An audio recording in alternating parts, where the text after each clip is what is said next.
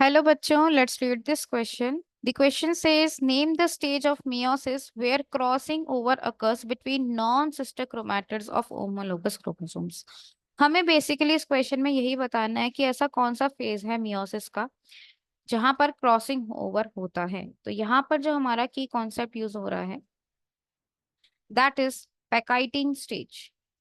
जब हम बात करते हैं मियोसिस की तो उसको हम टू फेजेस में डिवाइड करते हैं, मियोसिस 1 एंड मियोसिस 2।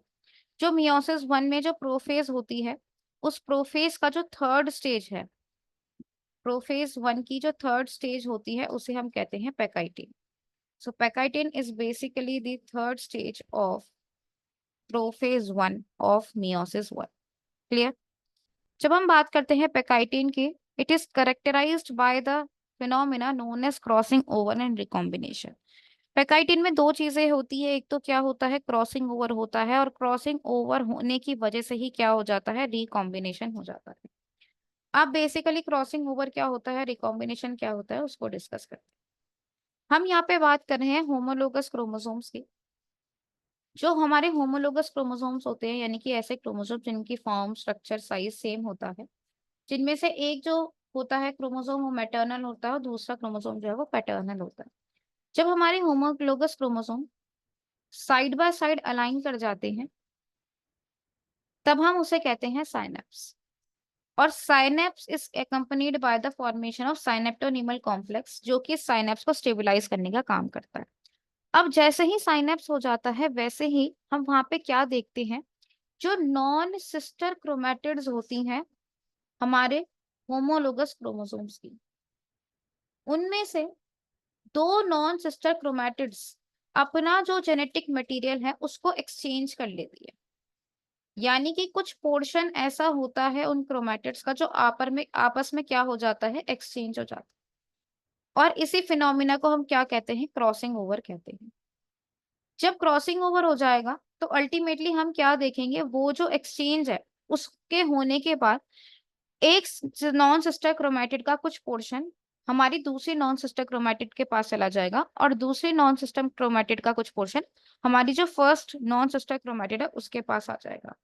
और इसी की वजह से क्या हो जाएगा, रिकॉम्बिनेशन हो जाएगा, यानी कि नए तरह के जेनेटिक कॉम्पोजिशन हो जाएगा हमारी उन नॉन सिस्टर क्रोमैटिड्स। क्लियर हो गई ये बात? आइए इस बात को हम एक एग्जाम्पल डायग्राम के थ्रू हम समझते हैं ताकि हम अच्छे से समझ पाए। यहाँ पर क्या है, यहाँ पर आप देख सकते हैं, यहाँ पर दो होमोलोगस क्रोमोसोम्स दिखा रखे हैं, जिनमें से ऑब्वियस सी बात है एक मैटरनल होगा और दूसरा कैसा है, पैटर्नल। तो मान के चलते ये पैटर्नल है और ये क्या है, मैटरनल क्रोमोसोम। सबसे पहले मैंने क्या बताया था, ये जो हमारे होमोलोगस क्रोमोसोम्स हैं वो साइड बाय साइड अलाइन होंगे। ठीक है, तो यहाँ पर क्या हो रहा है भाई, साइड बाय साइड अलाइनमेंट होने के बाद यानी कि साइनप्स बनने के बाद अब इनमें क्रॉसिंग ओवर हो रहा है। और जैसे ही क्रॉसिंग ओवर कंप्लीट होगा, जिसमें ये जो हमारी नॉन सिस्टर क्रोमैटिड्स हैं, इन नॉन सिस्टर क्रोमैटिड्स का कुछ ऐसा पोर्शन है जो कि आपस में क्या हो रहा है, एक्सचेंज हो रहा है। और अल्टीमेटली आपको कुछ इस तरह से देखने को मिलेगा, ये देखिए, इस ब्लू वाले क्रोमोसोम में थोड़ा सा पोर्शन जो है वो रेड का आ गया और इस रेड वाले क्रोमोसोम में थोड़ा सा पोर्शन जो है वो ब्लू वाले का आ गया। तो ये वाली जो हमारी नॉन सिस्टर क्रोमैटिड और ये वाली जो नॉन सिस्टर क्रोमैटिड्स है आपस में, इन्हें हम कहेंगे रिकॉम्बिनेंट क्रोमैटिड्स। क्या कहेंगे हम इन्हें, रिकॉम्बिनेंट क्रोमैटिड्स, क्योंकि इनमें ही रिकॉम्बिनेशन हुआ है, यहीं पे ही जो है जेनेटिक मटेरियल का एक्सचेंज हुआ है। और ये वाली जो हमारी नॉन सिस्टर क्रोमैटिड्स है इन्हें हम क्या कहेंगे, नॉन रिकॉम्बिनेंट क्रोमैटिड्स, क्योंकि यहाँ पर आपको किसी भी तरह का जेनेटिक मटेरियल का एक्सचेंज देखने को नहीं मिला है। So this is all about crossing over and recombination. अब देखते हैं इस क्वेश्चन का करेक्ट आंसर क्या होना चाहिए। वो कह रहा है डिप्लोटीन, नहीं ऐसा नहीं होगा। साइगोटीन नहीं, उसमें तो साइनेप्स बनता है। Interkinesis no. Pachytene yes. तो इस क्वेश्चन का हमारे पास जो करेक्ट आंसर आ जाता है that is option D. I hope you understood it well. Best of luck.